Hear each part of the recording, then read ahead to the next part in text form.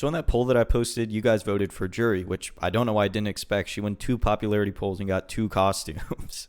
Anyways, I went ahead and made a new account because there's a couple of things that I want to test down in the lower ranks, and I think I think it'll happen a lot more often down here, and I'll get to practice it more. For example, anti-airing on reaction with DP.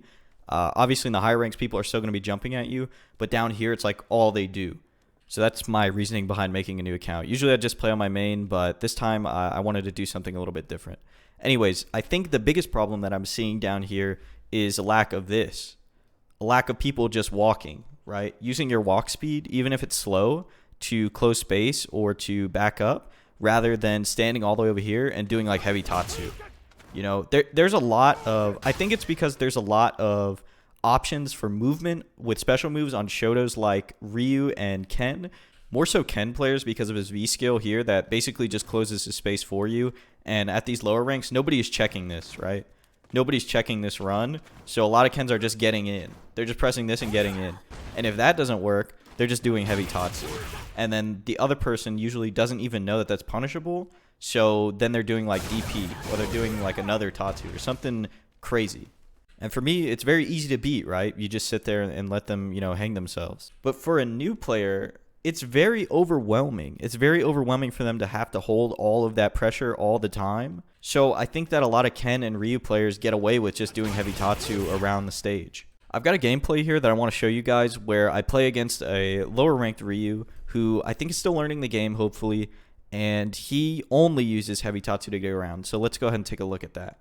Another common thing you'll see down here is a lot of round start jump in, and just because you anti-air somebody doesn't mean that they're going to stop jumping. This guy is going to continuously jump because it's the only way he knows how to get in. Look, he's in the corner. He tries to do heavy Tatsu. In the corner again, heavy Tatsu again. Into a sweep. Sweeps and Tatsus is his game. And he does like a lot of EX Tatsu. I'm not sure what that is. That might be like maybe he saw it on YouTube or something and he thought it was a meaty, which I think is a genuine thing, right? You see a lot of higher level players maybe playing lower ranked players, and they do things that aren't always correct or that not always work, right? And lower players see that and think that it's a real thing.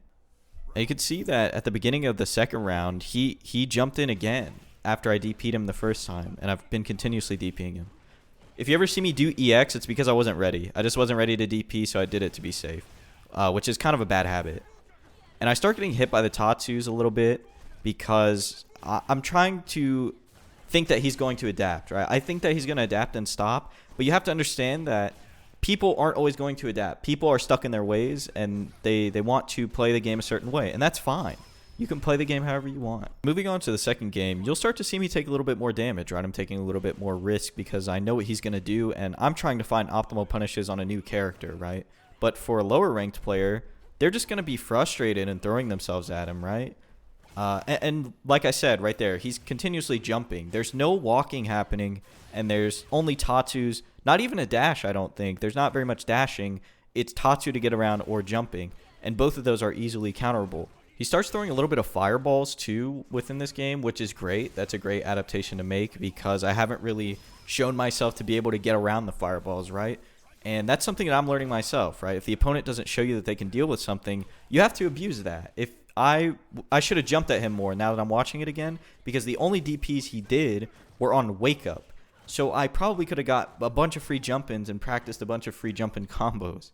It's about making your opponent prove to you that they can do something, right? That's something that I'm trying to learn.